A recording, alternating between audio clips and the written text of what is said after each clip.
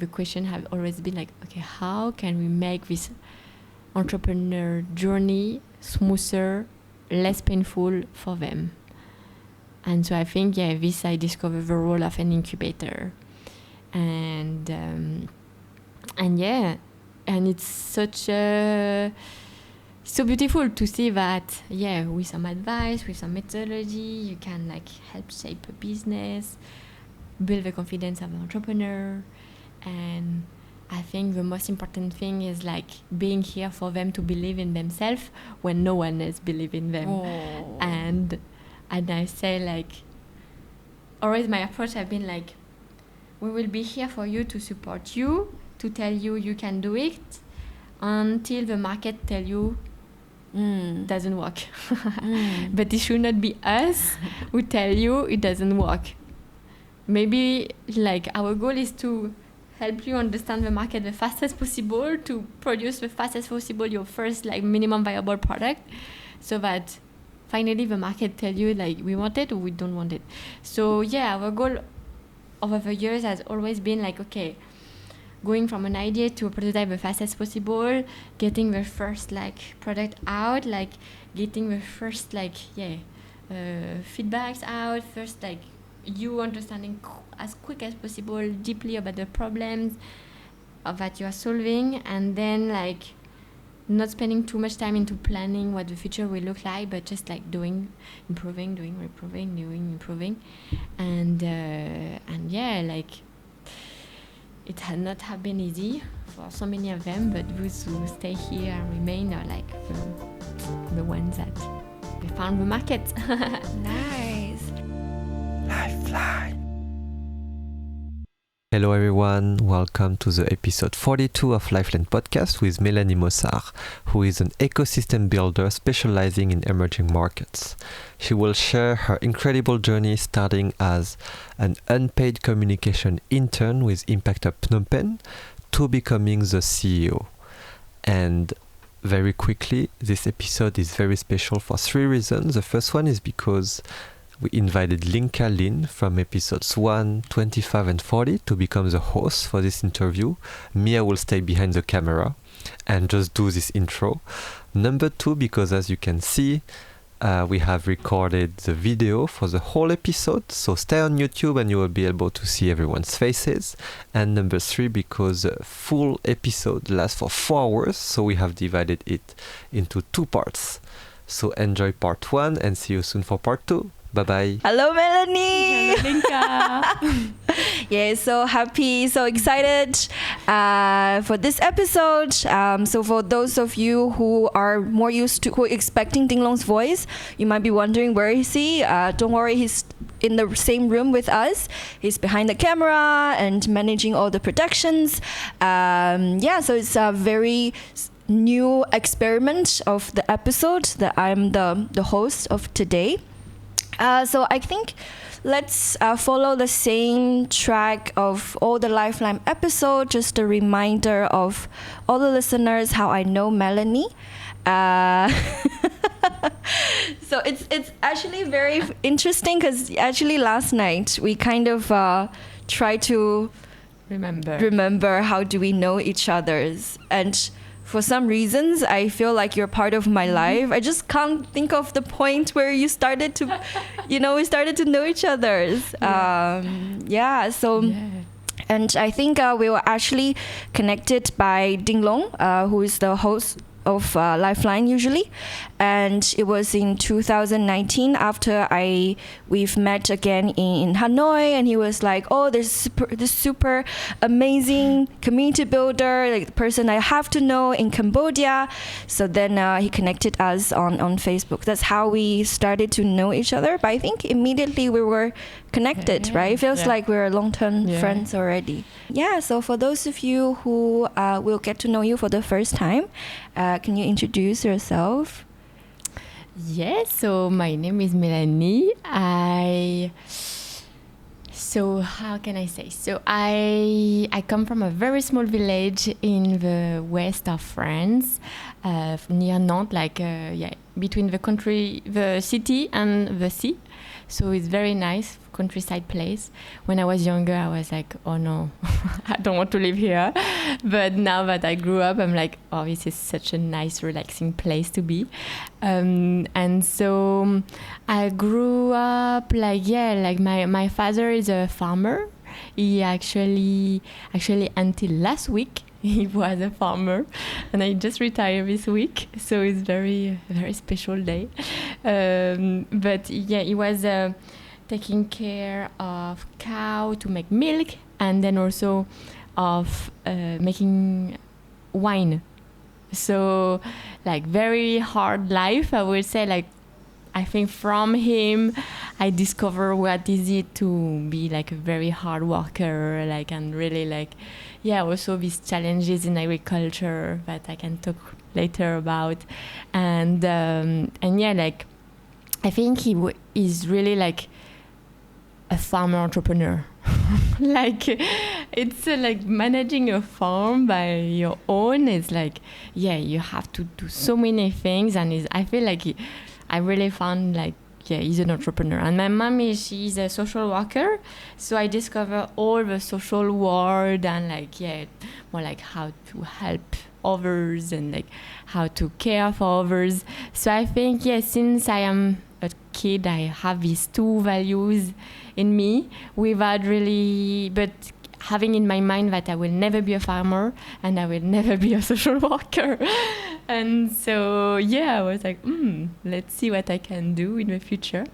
But I want to highlight, a few things. Like, I come from a place where actually no one really speaks English so much. No one speaks other languages, like not really exposed to what the outside world is. And for me, speaking another language is something like so wow.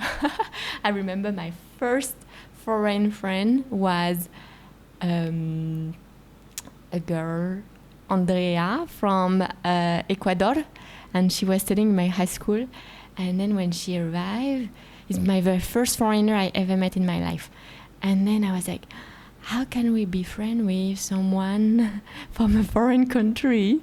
Because I think we cannot laugh at the same joke or something like this. Like, I thought it will be hard to understand each other, or like we will not have the same humor or something like this. And then I realized that, yeah, we were laughing together, and I was like, oh, wow, we can actually be friends with someone from another country. Like, oh my God, I was so like, wow. And then I was like, okay, one day I will go to Ecuador and I want to learn Spanish. I want to to explore the world. And I think, yeah, just this one friend kind of opened me the world. And then after that, yeah, I was like, okay, I want to do a business school.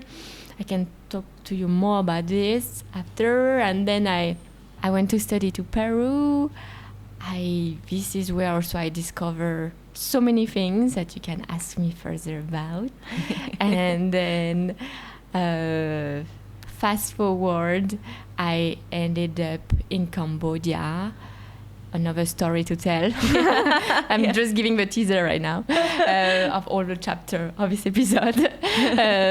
And I ended up in Cambodia, where we are now, and where I discovered Impact Hub. And that was I would say, the first best investment of my life to come to Cambodia. And almost 7 years later, I'm still here, and I'm so proud and so impressed by what have been happening in the past 7 years. And so I'm really, I feel like from the first thought that I cannot be friends with people from foreign countries, now I feel like the world is a lot of friends to be discovered. I would say.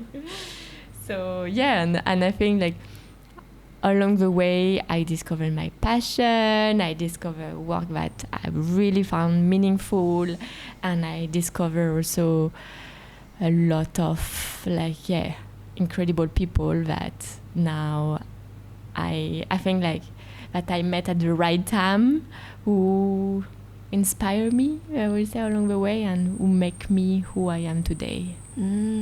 Wow, what a journey from a very local village in West France, got inspired by someone from Ecuador, and then spend some time in Latin America, and then find your calling here in Asia, in Phnom Penh, in Cambodia. Yeah, like so many aspects to dig deeper. Maybe start from, the beginning of the journey. So for listeners who never been to France, or they only know people from Paris, can you describe a bit about what is the difference between a very local village in France, and I'm sure you've been to many villages in Asia. What's the main difference, or how can people never been to Europe, villages understand? I think so. I think so. Village life is very quiet, but we still we have roads, we have car, we have to move around. We have to take the car. When I was 18 years old, plus one day I passed my license. This was finally I can move alone, because everything is quite far from different places. So it's really important to pass your driving license when you live in the countryside.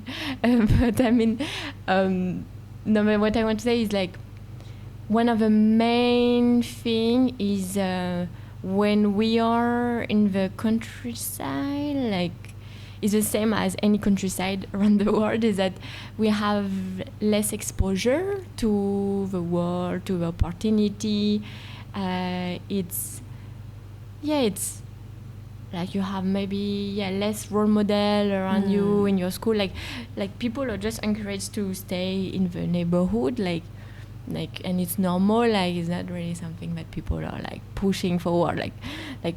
When I first say, I'm gonna study in another big city in France, we're really? But there is business school much closer to your hometown. You don't have to go this far. Don't go there. Trying to stop me. I was no. I want to change this, and so I was always and I want to say something also I was studying economics in my high school, and then I had one class on sociology, and I don't know if you know about this theory where it's about reproducing, a theory that say that what your parents are doing, you're gonna reproduce the same statue. You're gonna the chance for you to become a manager if you come from more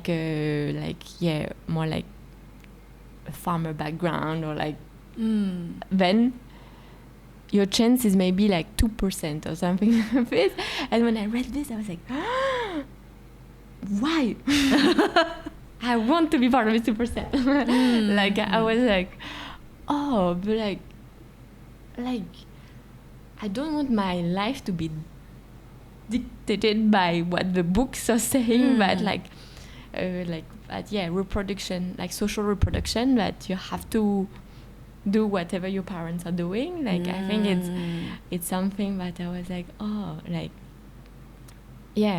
but I, and so I was always no, I'm smart, I will go to the further I can at school. So even my teachers, they were you can do this, but they were not really suggesting me to go to the best schools. It was me and my mom especially, she was so pushing me to join all the open doors of universities, of okay, see this.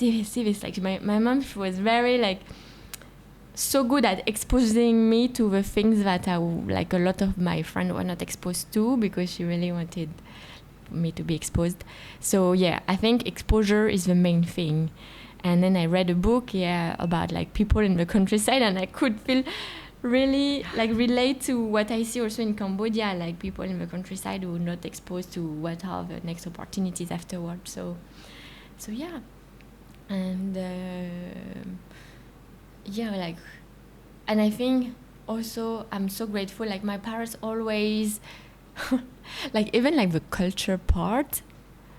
I don't know, like I know a lot of very famous painter, but something that not really a lot of people know, because my parents bought me a 7 Families card game that was made of painters. So actually, like, I'm so grateful for my parents for like during our very small childhood, they gave us a lot of like exposure to culture without like having to bring us to a museum in Paris, you know, like like kind of small hack of like, okay, like just give us a small card game, and we didn't really have any other small card games, so we just plain paint shows.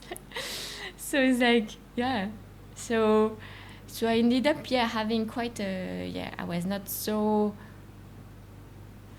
behind when I joined. I was like the city people, and then like okay, I don't know all the codes or anything, so I think I can fit in finally in this, and then I joined the university.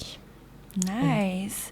Cool. Thank you so much for sharing your the picture and perspective in the countryside. I think it's for me, I find it very interesting that the similarities between the countryside in Europe and Asia, you know, how people have less exposure to different opportunities and less exposure of like role models, knowing what is possible, you know, different alternatives or different choices of life, and also how, you know, people expect each others to stay, not, you know, going out or do a lot of like maybe crazy stuff.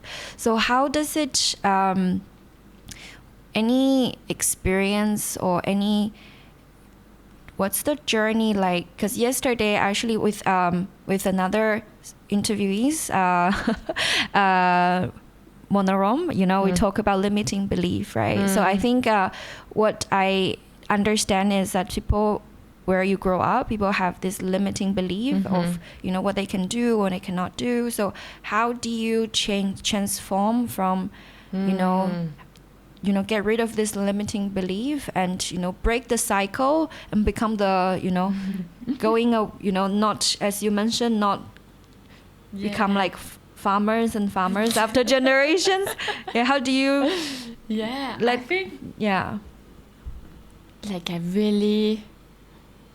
think I want to be different because I found like, I was like, okay, if there is 1% of people who can do it, it means that it doesn't mean 0%, it means 1%. Can I be this 1%?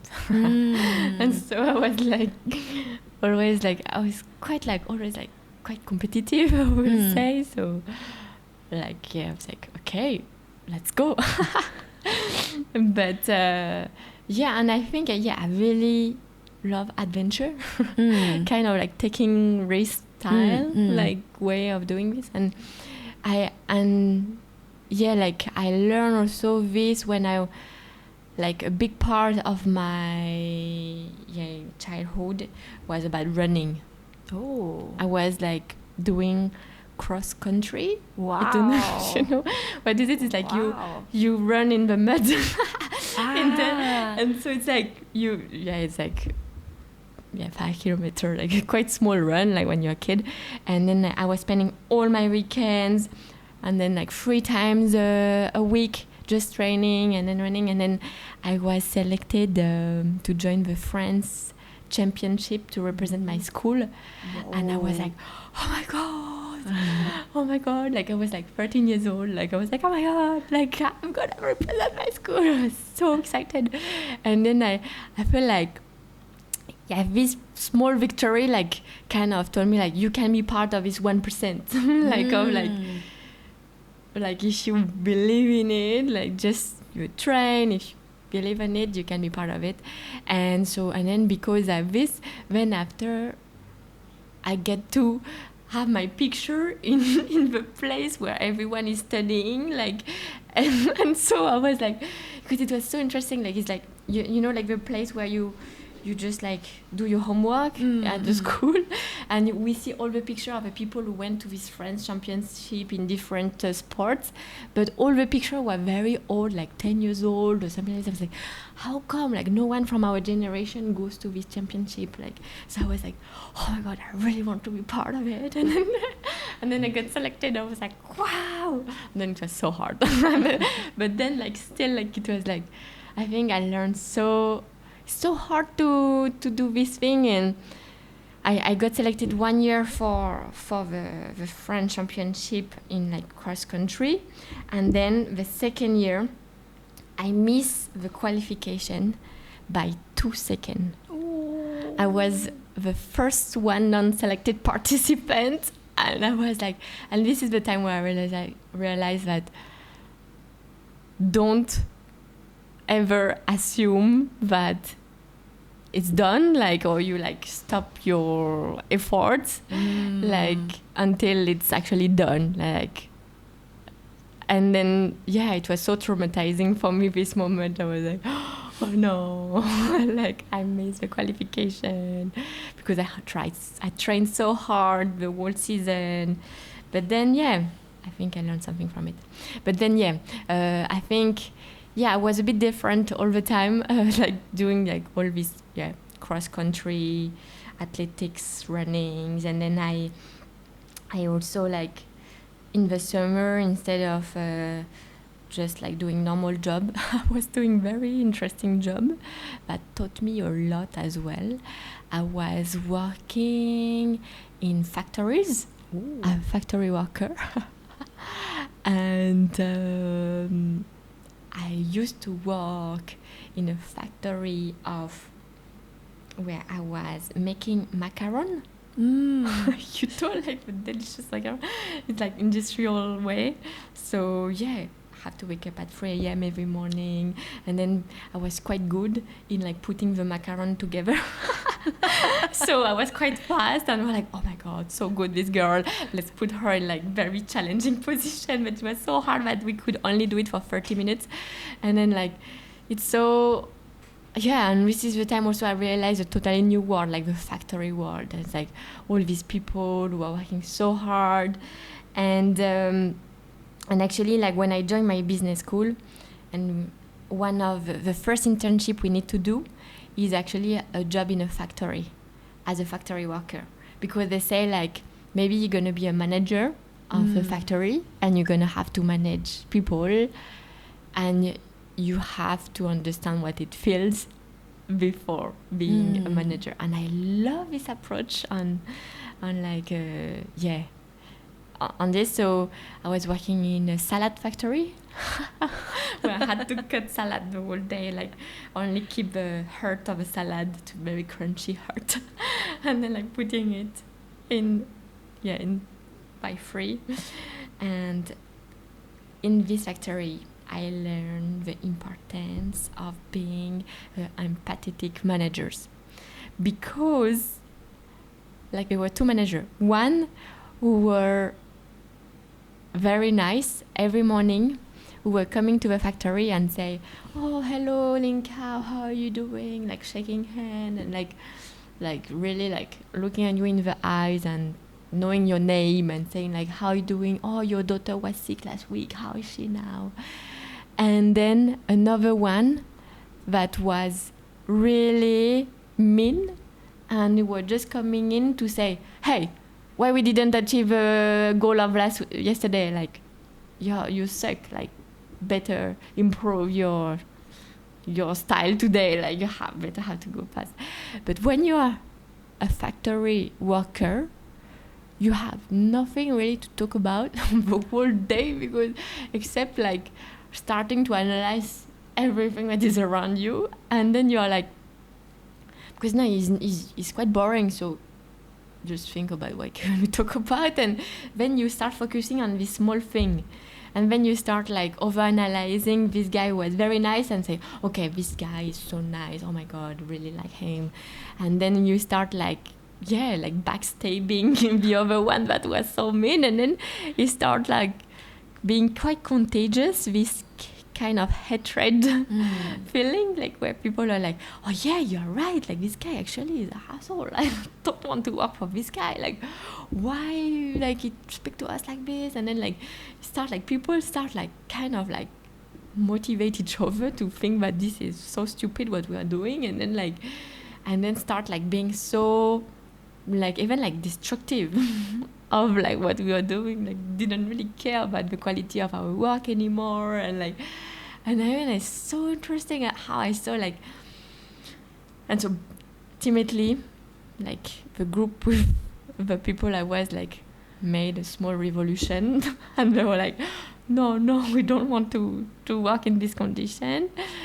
And then the boss say, okay, you're all fired and we're gonna replace you with people who really want to work from other countries in Europe and you're all fired, bye. And then I was like, wow. And all of this happened in the 2 months I was there, and I was like, super interesting, like how everything started. It's like just by having someone who didn't, I think there was maybe deeper things, but the starting point, the trigger point was like the consideration of the people as individual, as human, like the empathy that you put in people. And like, yeah, I got fired as well because I was part of a thing. And I tell in my internship report, I say, okay, I was fired, but I understand all of this. And then I got like 20 out of 20 of my internship report, like because it was like the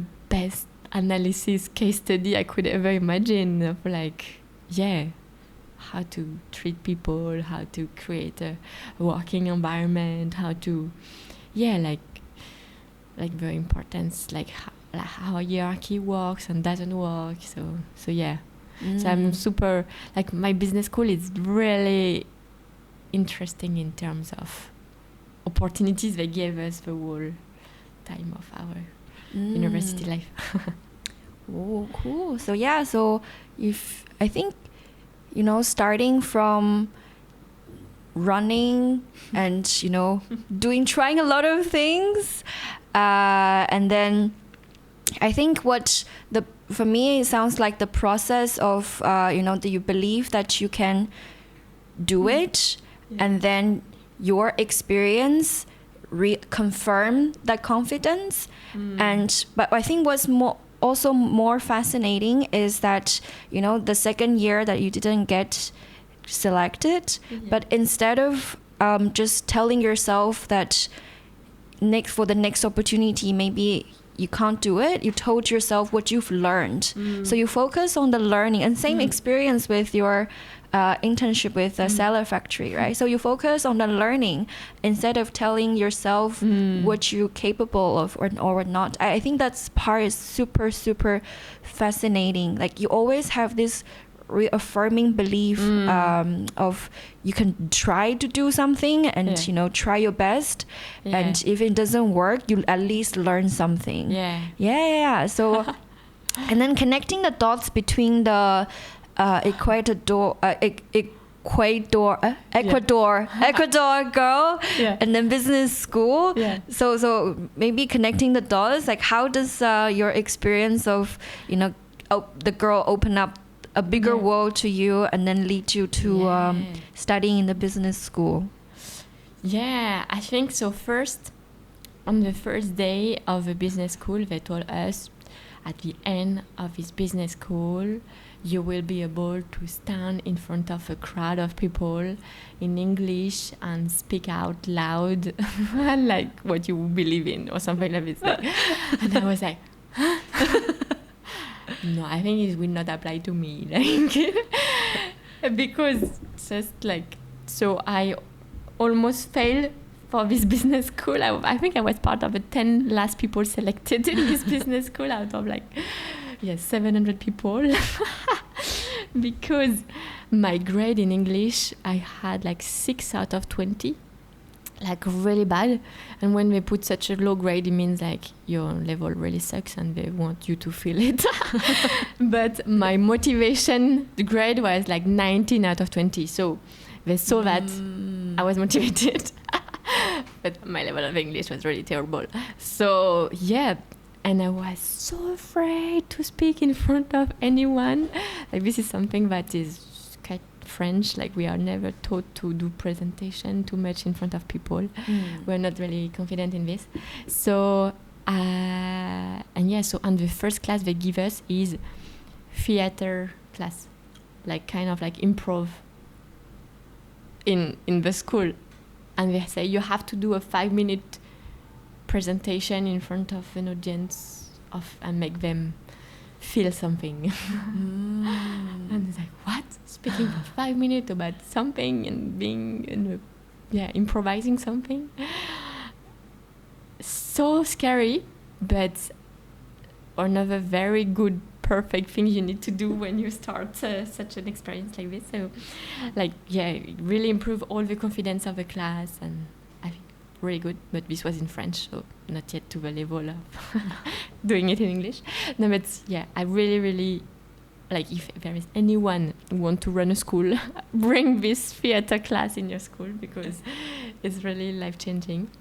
And then the school, most of the teachers were foreigners, like 70%, 90%, I think. So it's interesting.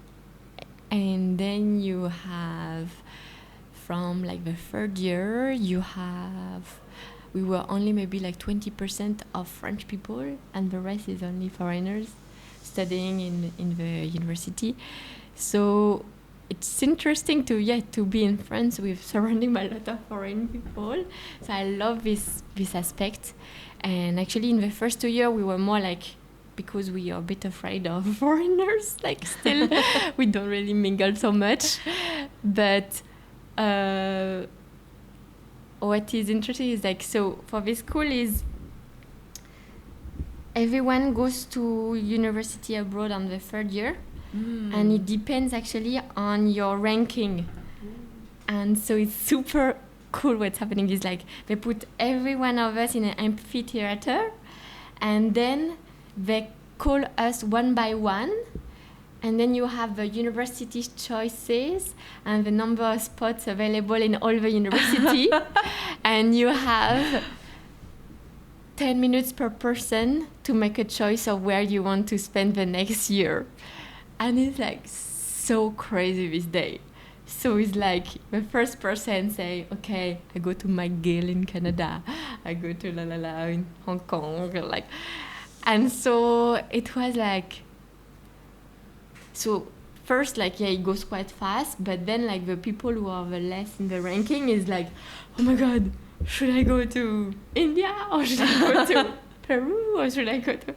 But for me, I was 56. So it was quite good. So I was still a lot of choices, and all the people before me were to Australia, Hong Kong, Canada, US, all of this. And me, I said, I'm going to go to Peru. And they were huh? Peru? It's not really a place people go. But they was I don't want this is going to be the best learning experience of my life. Let's be totally, radically different. And it's quite close to Ecuador, so I can and so I decided to go there, and I went there with 2 other friends, and the life-changing experience of my life, I will say, because there actually I had a friend who went just the year before, so he just told me okay, you have to go in this house, you have to select this course, you have to do this. So I think I had the best experience in everything. I was living in a house with 15 people, all from different countries, and coming home was just a full adventure. It's so nice to live with many different people from different countries. And then I put all my class only over 2 days, from 7 a.m. to 9 p.m. So then I had all the rest of the time ever to travel or ever to do volunteering. And I was volunteering in a place where mom who got mistreated by the husband, but who were pregnant or have very young kids were staying, kind of like hiding from their husband and being like in a safe place for them, but they cannot really go out so much because otherwise like they might be seen by the family of the husband or something like this. So that's quite sad and boring for them to be always there by themselves. So we were going there every week for 1 year to just like chit chat with the mother, play with the kids, and like organize birthday party, like organize big games with my friend. And it was such a beautiful adventure, like to meet these people and to understand their reality and being able to give them another perspective about the world as well, because they never met anyone from our country. And I love this like consistency also, like going there every week for 1 year, like you really build like very strong relationship with them. So I think like every time I commit to something, I don't want just to commit to test it a bit. I want to stay. I want to see the impact in the long term. So like this was really fascinating experience. And another really incredible like thing that I got in Peru is I chose a course by one of the former Minister of Environment of Peru, who was a biologist and who was the first ever Minister of Environment of Peru. And his class was just like mind-blowing. It was from 7 a.m. to 10 a.m. And it was just him speaking and tell us stories. But this is the first class I never yawned. I was just like, wow. He was telling us like all these stories and like how he negotiated with like mines, like gold mines, to like regulate how is it managed, like how you regulate the mine extraction industry, because like there's so many illegal gold mine, like there's so many like disasters in the Amazonas also. It was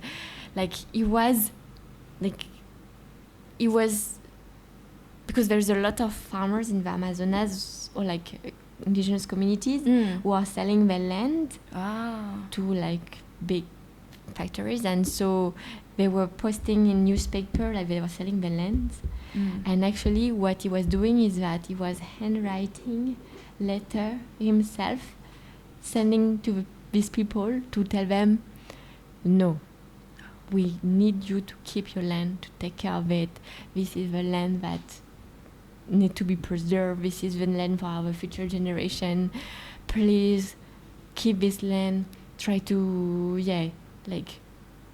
take care of it well. Like really like this very powerful personal message that he was handwriting himself, sending to this indigenous community. And then like one of my friends who was living there actually received one of his letter from his parents, and then his parents decided to keep the land because of this letter, So it's like this kind of like very caring personality who really like made a big change in his country. And then I keep on like teaching until he passed away. And actually he passed away before the end of my class. So like one day he was like, oh sorry, I'm quite sick, I cannot come to teach you. And then 3 weeks later he passed away. And I was like, oh my god, like until the end, like I mean he was very old, like he was very old already. And so it's like really admire like the commitment of like teaching the next generation, and you're really part of this like these 5 people I'm really grateful for. And I miss like later, like I think like 2 years ago, this was maybe 10 years ago, and 2 years ago I was thinking about, okay, I need to she have a gratefulness to the people I care about. So I found his wife on LinkedIn. Ooh. And then I sent her a long message saying like how it changed my life, and she was like, I'm so grateful for your message. Like, yes, true, you are such an incredible man, la la la. And yeah, I'm so happy I could also share with like his wife, like for her to realize that he had an impact on me at this time. And this is also in Peru when I realized I discovered the word social entrepreneurship. And then I read a book by a guy called Mathieu Dardaillon. And then when I read this book, I was like, incredible. Like, it's like all about business, like the more like the efficiency of business approach in solving the worst problems that I start seeing in the world. So I'm like, magical how these two words come together. And and this is another chapter. But I just I want to say something like I discover also, like, because my family is quite Christian, quite Catholic.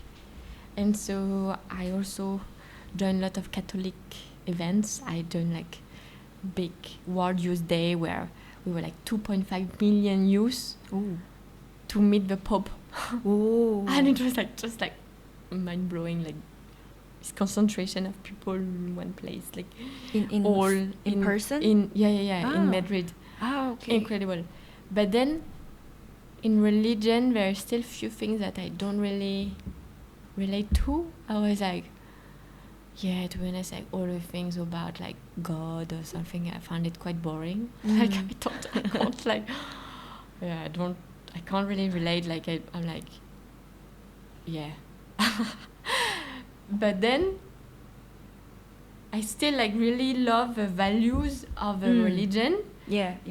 Whenever we don't talk about like all the like rules, I would say, of a religion, like all the rules, I found it so annoying. But all the more like the spiritual approach that actually we can find in any religion, like this, I found it super interesting. And then I found that maybe actually social entrepreneurship is like all this belief of like you can help someone, you can like care for others without having to talk about all this like more like religious stuff that I found less inspiring. And so that's why I was like, just want to get the best of what I like already. I'm going to go in this direction. So Whoa. Wow. Yeah. It's a very fascinating journey. And I think, like there's so many things that to connect, right? Like from someone grew up in the environment where no one speaks English to spend whole year in Peru with all the international people, and then spending time studying business, but then spending free time for social work in the with the mom, the safe house. I think like everything that you are doing is like it makes so much sense. And then seeing how other people devoted his life for a cause, and then like feeling. And then you took that spirit, and I think like connecting with people, that's something that you do naturally, right? So and I think you open up a very important topic. And let's dive into that, social entrepreneurship. Yes. And did you read the book when you were in Peru? Or I read the book, and I really recommend this book for all the French speakers listening right now.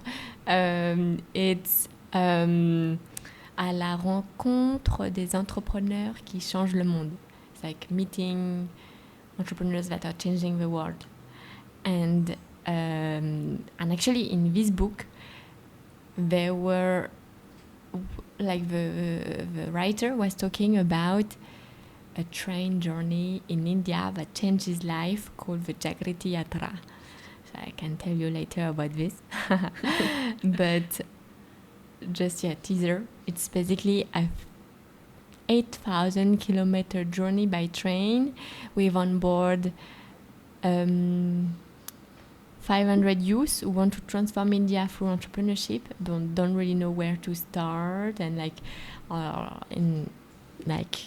looking for inspiration. And for 15 days they go all across India and then stop in 12 places where they meet local role models that are like pioneering and innovating in like very key sectors such as healthcare, education, agriculture, and many more. And it's like really, really fascinating journey. So I was like, oh, one day, I will join it too. And actually, like, this happened sooner than I thought, because actually when I came back from France, from Peru, I decided to do a master in entrepreneurship and innovation, and I took a class where I was also matched with an entrepreneur. It was such a nice course, like really, really good course, like very practical. And then toward the end of the year, the school asked us, all the students, what will be your dream university in the next 10 years? As part of like the big visioning exercise, where they were asking so many different stakeholders of like what the new vision should look like for their university. And then I was like, and they say like price a trip wherever you want to learn new way of learning. I was like, this is so cool, guys, we should motivate each other and like do it. So I did it with 2 friends, and my very funny friends, like I really love them so much. And then we created this like school, like very entrepreneurial, where like all like project-based learning, where you have some learning expedition and you learn how to do some project management, like you learn how to fundraise, you learn how to pitch your project, you get mentored by senior, like. So I created like a lot of like special track, like at the end you do a TED talk or something like this. Like, so I created like a lot of very interesting experiential learning that were also very connected to understanding better about all the next challenges of our century. And also very international, very like action oriented. And so we won the first prize. So then we said, okay, where should we go? And so we decided to go to India and visit one of the place that the Jagriti Yatra stop. Because it's called the Barefoot College. It's a place actually where they are teaching grandmothers who don't know how to write or read, coming from very small villages, from very rural communities from around the world, who never left their village. They bring them to this small village in India to teach them how to be solar engineer. And the whole thing is that they think that if you train a grandmother, she has so much influence in the village that when she come back, she can influence everyone to lose solar power. And then she gonna be influencing other grandmothers. Well, actually, if you train a young girl, she might just live to the city and leave a village. Wow, that's smart. And this is so interesting approach. And they were like, okay, but these grandmothers, they don't speak English, they don't speak even sometimes the language of the country. They have like their own dialect. So what they did is that it's all like the methodology is all like learning by doing and like experiential learning, like. And so so incredible, like going there. Like it was so wow, because I could speak French, Spanish, English, so I could speak to the grandmothers from South America, from Africa, and from a bit from Asia. And so it was so interesting to collect all the stories.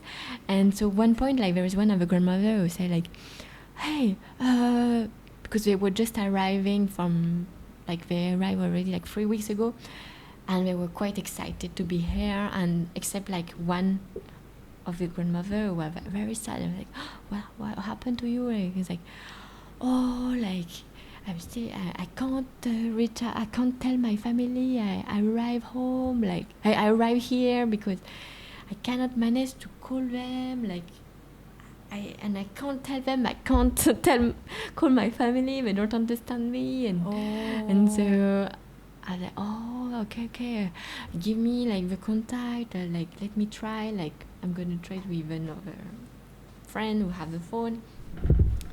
And then, like, we went there, and then we realized that, oh, actually she doesn't know how to use the country code. And she didn't know the country code, she only had the number without the country code. And so actually, like, so we use our phone, and actually we managed to, like, through Skype, like, you know, you can connect phone landline, and then we managed to get to the son of the woman, and then they say, oh, is it you? Oh yeah. I was like, oh, I just met your mom, she really wants to speak to you. He's like, really? Oh my god, my mom is here. And I was like, okay, wait, I'm gonna get her on the phone. And then so I run to her. I was like, oh, I managed to get your son. And I was like, really? And she's like, oh my god. And later she starts, like, screaming, and then she starts, like, I think I never saw so much joy in one person. And then, like, so she started, like, calling all her friends, like, because there were, like, usually 2 or 3 grandma from one village together. Like, oh my god, we're right. And then, like, at the end, like, during the call, they were, like, dancing. I was like, thank you, God. And, like, they were, like, hugging and my big boobs. Like, I was, like, small girl. And then I was like, oh my god, I love this moment so much. Like, this beauty of, like, joy, pure joy. And I think, like, so when I taught them how to use the country code, thank you. So but this was a very beautiful moment. So when I came back from this trip, and then we did our report to the school, and then said, congratulations, thank you. And then I still, like, be part of, like, this small committee of a school of, like, okay, like, how can we create a new vision that is more aligned to the next challenges of the world of tomorrow.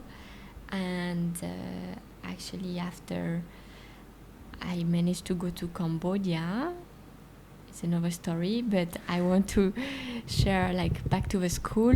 It's like 1 year later, when I was already in the school, in working in Cambodia, one of my one of the entrepreneurs I supported got selected to join a presentation in India to present his business. And this was the first time ever a Cambodian entrepreneur will go internationally to present his business on a stage. Wow. And I was super proud of this, and I was like, oh, I want to be here to be with you and help you on this, or, like, just be here to cheer you up in India. But back then, like, we were so poor with Impact Hub, so we couldn't pay for the flight ticket. But then I was like, okay, wait, I think the new vision of the school now is empowering change maker to build a better society. I will contact my school and I will tell them, maybe I can go, if I, like, what the work I'm doing right now is actually really this. Like I can be, like, the illustration of your strategy if you want, like, and then I can, like, have this opportunity with this entrepreneur. So can you sponsor me to go to India with him And then I can like share with you the story of like this entrepreneur and what I learned from this trip and whatever you want. And then they say, definitely, we sponsor you. Go there, and then when you come back, we're gonna do a launch of the strategy, and we want you to tell your journey or how you get from who you come from to the job you're doing right now, and like kind of like illustrate this vision. And I was like, oh my god, okay. So I just go on this flight, and then we have a stopover in Malaysia, and then in Malaysia I was going first and the entrepreneur was following after, and then in Malaysia he told me, hey Mélanie, bad news, I got rejected, I didn't get the right visa, so you have to go and you're gonna represent my dream home in India instead of me, and I believe in you to represent well my dream home and pitch instead of me. And then, so to be honest, this was like the most scary thing ever in my life. I was like, no, like I can't like now maybe I know how to speak English, but I never presented in front of an audience, and like can't, like I was like traumatized. I was like shaking, like really, and I was so scared, like going to India alone, like don't know, like don't know anything. So I was so scared that in the plane there was a girl sitting next to me. I was like, can I speak to you? I was like, can I tell you what's happening to me? Like, I'm so scared. I have to do this presentation, and I don't know. I cannot do it. And it's like, no, I believe in you. Like, and this girl like tried to reassure me. Like yeah, I never met this girl before, and I was just like, and then like so I was like, okay. And then I arrived there, and they're like, okay, so then you're gonna stay at the Marriott and take the room of this entrepreneur. I was like, oh, I never stay in a 4-star hotel. Like I always stay in backpacker hotel. I'm so poor on my life. Like I don't have a clothes. I don't know what to do. Okay, so let's go. Oh, so that was like so like, and then I was like, oh, so much money spent on this crazy conference, and while all these entrepreneurs who are invited are so poor. It's like I was like, oh my god, this is such a crazy world where we are talking about poverty and like entrepreneurship and like resilience, and like how much like everything is so big and so expensive, and so I was like, such a weird world. Like really, like I was like, actually, like the money you spend on this hotel and the flight ticket, if you just give this money to my entrepreneur to buy a machine, it will change his life forever. And I was like, so the first time I saw like the craziness of this world and such an inequalities of like how the money is distributed, and like I was like, interesting. And but then when I was there, I met the founder of the Jagriti Yatra in India, and I was like, wow.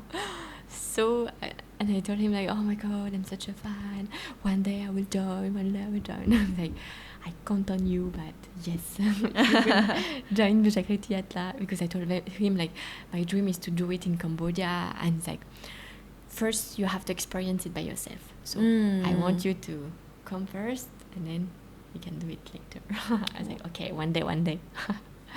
And then so then I present on the stage, and my speech was more about like, I want you to know that Cambodia exists, and I want you to know that there is this emerging generation of young innovators that are happening and emerging, and like, come to Cambodia, invest your money in Cambodia, be curious. Like, these are all the pioneers we need to believe in to build this new generation of entrepreneurs in Cambodia. And yeah, I'm quite proud of my speech. And then I realized, like, yeah, whenever you speak with your heart, just gonna go well.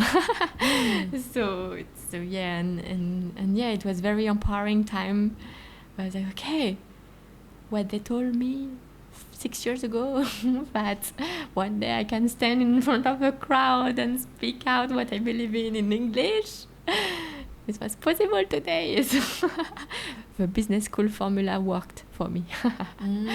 But yeah, so very I think this was a very key milestone for me after. Right, yeah. So just to wrap up the university chapter, and that so everything that you've learned and become like a living example and role model. I'm sure your university is so proud of you. So. But I would say, so one thing I learned also at university is that if you, like, a lot of people criticize university, but if you go the extra mile, interact with teachers, try to be part of the change you want to see in the school, and make like constructive feedback and suggestion. Like, actually, we are just waiting for students to step in and do something. So I was like, oh my God, I had such a passive behavior for all my life until I realized that just when you say what you want and we are like, yeah, this is a good idea. So don't wait to be asked to do something. I think first they ask us, what do you want to see the next step to be, but all the next things were me always suggesting, sending the message. And the last thing is actually 1 year and a half ago, I go back to my university during the summer and I say, hello, long time no see. Hey, I found you can do more in terms of showcasing your new vision. What about you have better courses, or how can we create new role model in the university that showcase the incredible change makers that are existing in this network? Can we create a podcast about it? Ooh. So I just pitched this idea of podcast to them, and they say, this is such a good idea. And then they created a committee, and then they hire some people, and now they are doing it. So I'm so happy. Now we started it. So yeah, just speak up in a constructive manner. Whenever there is something you don't like, you think you want to change, you can't just say oh no, they're not doing this. Anywhere, just say what you want in a constructive way that is feasible and makes sense, and people will listen if it's a good idea. So instead of criticizing things that hasn't done enough, just talk about what do you expect and how can you make it happen. Exactly. That's pretty amazing. So I think everywhere you go, you leave a lot of positive legacies, and even with Barefoot College, I'm sure the grandmas will forever remember you, the girl who taught them the international code. You try to connect with people and leave all this positive legacy with them. So then let's dive deeper into your social entrepreneurship journey. So you started with the book, Matthew Dandalion, and then you found out the Jakri Yatra, and then you went to India to pitch on behalf of the entrepreneurs and talk about the ecosystem and stuff. So how does everything started? So actually at the end of my studies, one of my friends told me hey, have you heard about Impact Hub? And then I said, no, let me Google it. I Googled it, and then I end up in the website. I just read a few sentences. I'm like, wow. amazing. Oh my God, I want to be part of some place like this. And actually, so what I did, actually, I just created a small presentation of like who I am, what can I do, my vision for my future career, and how the vision of Impact Hub align with my own vision for my life. Just like a very interesting, funny, original presentation. I spent like maybe 1 hour collecting all the email address of all the Impact Hubs, people running Impact Hub around the world. And then I just sent like the same message to everyone. I sent one by one, and then I went to sleep. And then the next day, I wake up and then I receive an email from Impact Hub Phnom Penh. I'm like, where is Phnom Penh? Where did I send it? And then, so yeah, like they were like, yeah, let's have an interview. And so yeah, okay. Then I do the interview. I say, yeah, so we just started. We don't really have a lot of money. So could you come and volunteer? Do you think, you can come maybe in 3 weeks? I'm like, huh? So basically, like, now I just have a job offer. Like it's real. Like they want me to come over. I'm like, wow, oh my god. So I talked to my parents, should I go to Cambodia for like not paid and just like go there? And I was like, maybe if I stay in Paris and I get an internship, I will pay just exactly the amount to cover my rent. I will still need to pay maybe $400 from my own pocket for the food and everything.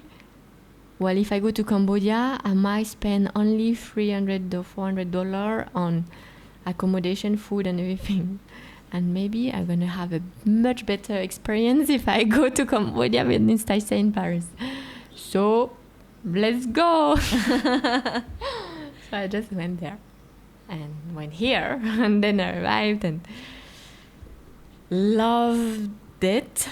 Like, I found it very, like I would say my first impression was just like, okay, I have no clue about Asia. I have no clue really about also entrepreneurship, to be honest.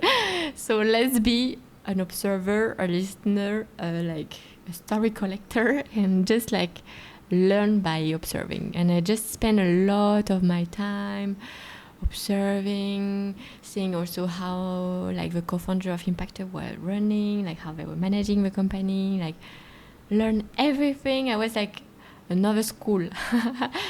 And then I had to do my thesis also on like before I graduated, and I decided to do it on like the emerging entrepreneurial ecosystem of Cambodia.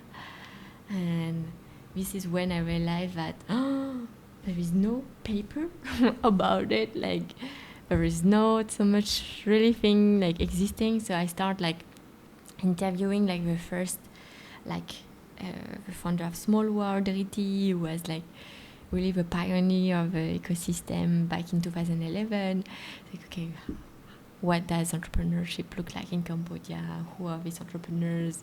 And then like seeing like the first entrepreneur we were supporting at Impact Hub, and and soon realizing like all these structural barriers that entrepreneurs in Cambodia have, like the non-access to all these big international crowdfunding platform, because like Stripe doesn't allow Cambodian bank account to receive money, like how like hard it was for them to make their family understand what they were doing, how hard it was to find the right team members to join the team, because no one really understands what this job is, and how hard is it to convince people to work for free at the beginning, to believe in something bigger than yourself, and to ultimately like start like validating the business and start generating revenue. So I realized all this hardship, and I was like,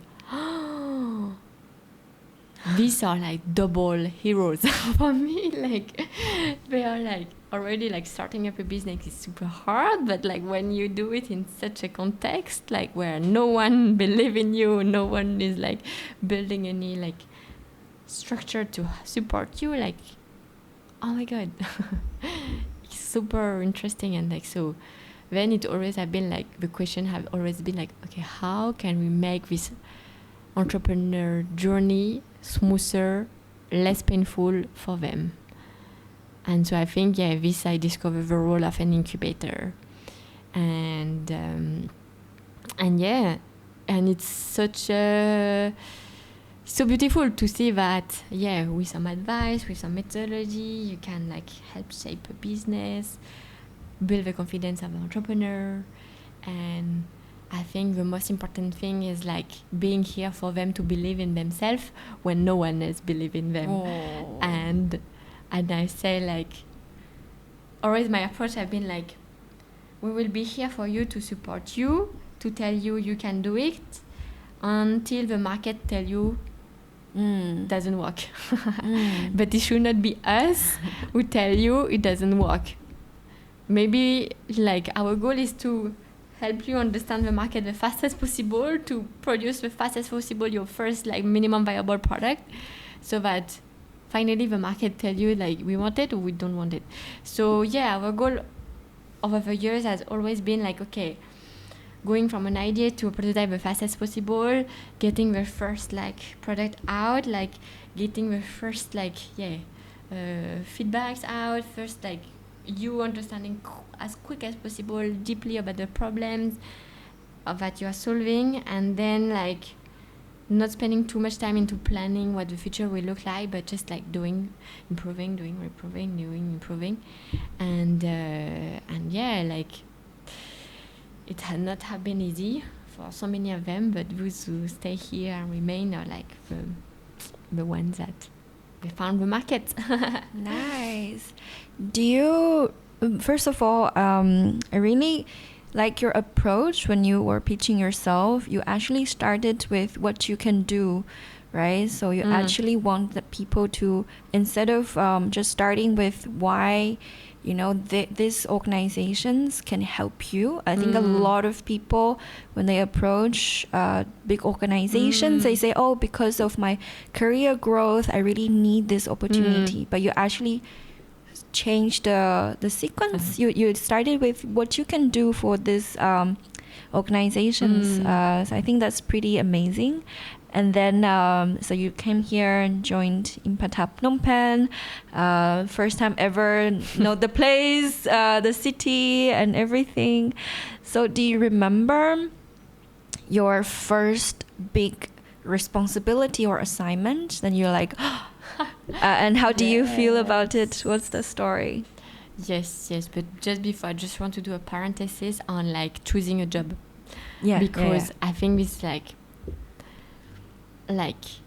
I really want to highlight this thing that I think like a lot of the time, like people think that they should go where people want them. But is also, I think, like the power dynamic of like having an employer telling you, okay, I accept you. And then you're like, okay, so accept me, so I have to go there. I don't really like it. I feel like it should be you really choose wherever you want to go. Because like one of the things that Ticket for Change keep on saying is that we spend 80,000 hours of our life working. What do you want to do out of it? And like if your daily job can become meaningful, like why choosing something meaningless and waiting for the weekend and the evening to do something meaningful? So first I was like, oh my God, sure I do something, but I'm happy to go every day. Like there is so many jobs in the world, so just go for it. And one thing that what changed my mind also is that like one of the career counselor in my school, they were asking us, what are the top dream places you dream to work for and with, where like with that, like forget all the constraints, that like forget about money, location, like thing you can't do it or anything, like no connection or anything. Just forget about all of this and just make the list of your top dream, craziest places, company you really, really, really, really want to go. And I think like when you ask yourself this question, you start like thinking very wild, and then everyone had a big smile on their face, like thinking about, oh my God, I could do this, like, and I'm like, yeah, that's it. Like me, I never knew anyone working at Impact Hub. I just like went on the website collecting all the information, and then after the next step is like showing this company that these are your dream company of your life. And when actually someone apply to you, like to your company, and say like, you are my dream company, this is what I can do for you, I want to be part of your story, like I want to be part of your future goal, I see myself in your value and everything, like a company will for sure not be indifferent to what you tell them, and especially small company, I would say, like. So advice to anyone listening to us, just make this top list of a 10 company, and even if it's like taking care of orang-outan in a island in Java, if it's your dream, just type orang-outan Java island. You will find an organization who take care of it. Just message them, send them a video about you dreaming to do this, and like do things to show your motivation, and you might get it. And say you can come and volunteer, and then they have no risk to do, and then to take, and then if it works, then it's the best for your life. And especially at such a young age, we have no pressure, like you are only alone, and better even if you're single. So this, I think this mindset is really important to have. And then so back to your question, what was it again? The first major responsibility? The first major responsibility I had was actually taking care of bringing the theory U of Otto Schrammer from MIT to Cambodia. Because it was a partnership between the MIT and Impact Hub Global, and we had to do like local chapter to talk about this theory U, which is kind of like transformative process to look at a system in a different way, where you first like, I would say, sense what is around you, get inspired, like practice more like deeper listening, observe things that you never saw before, to like going deeper in learning more about yourself, and more like going through an introspection journey before like taking action, and then like start like prototyping the future you want to see. So it's quite deep. Back then I thought like, oh my God, too deep, too complicated. But then when I found these 3 words like inspiration, introspection, action, I was like, oh wow, yes, this is, I found it much more, put my own words on this, and I found it much more relatable. And so I kind of like rescript the whole thing and then always like documenting what I was doing, and then I also like share it again to the MIT, like in a constructive way, saying like, oh, what about we use these words because it might be more relatable to people. And and they actually mentioned it. It's like, a big thank you to Phnom Penh to bring this. And I was like, oh my God, they mentioning it. So again, I was like, see, you need to speak up what you think, and if you say it in a constructive way, like people will take it into account. And so this was like my first big mission, and I really love this process. And then another very funny thing that happened, another kind of crazy story, I guess, like as I said, like it's all dot connected, everything. So 3 years before, I attended a conference in France, which was called it was like the World Economic Forum for Responsible Economy. And there I met some people who talk about the gross national happiness index from Bhutan. And I was like, wow, this is so incredible. I never know about Bhutan. And then like opened me the Bhutan door of like, wow, I want to explore something like this. And then like this conference, there were like the Nobel Prize from Bangladesh, Professor Mohamed Yunus, the mentor, and then also Antonio Meloto from the Philippines, from Gawad Kalinga. And I was like, oh, such a like, you listen a speech to someone and you're like, wow, like so fascinating. And so, and then like this conference, they were doing it again like 2 years later, and they were sending newsletters, like, hey, so it's gonna be about like collaborative working environment, like how can we build a better world, something like this. And when I was like, oh, can we speak about, like I see no one speaking about like new working space, like more collaborative working spaces, such as co-working space where like serendipitous connection happen. Yeah. So I just messaged him again, speaker at World for Economic Forum for Responsible Economy, something like that. And say, hello, so I'm doing this job in Cambodia. My role is to connect people together and like make them do collaboration in the workplace. Would you be interested in me sharing my experience? Just send this. Again, back to sleep. And then morning. Oh my God, Mélanie, your message is coming from the sky. We were looking for someone like you to illustrate this concept. Please come to France and speak about it.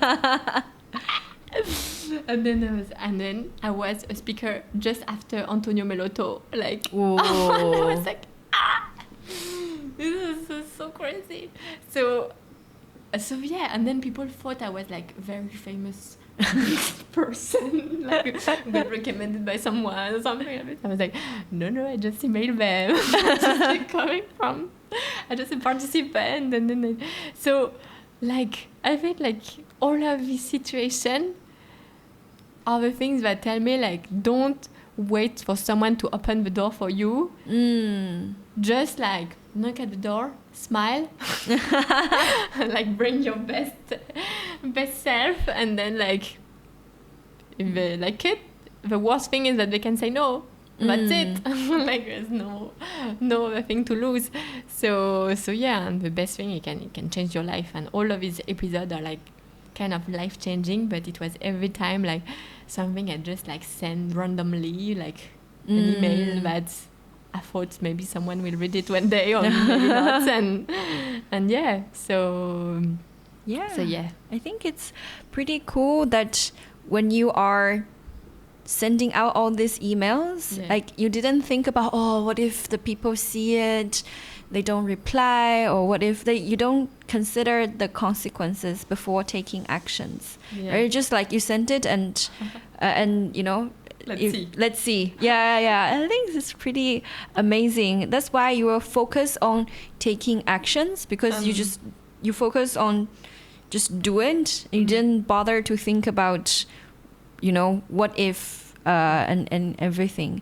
Yeah, and then you mentioned about your role, you know, connecting people, making things happen, make people work collaboratively, and then you mentioned about, you know, making entrepreneurs know that, you know, you believe in them and then let the market tell them, until the market tell them, you know, if it's true or otherwise, or you adapt, etc. And I remember your quote in Impact Hub Phnom Penh. I don't know the exact wording, but it's like, never underestimate the power of a small group of people, the changes that they can bring, right? Can you elaborate a little bit more about maybe on your, you know, your responsibility, you know, bringing people together and then making them knowing that they are believed in, and, you know, and then your belief in the changes brought by a small group of people. Life.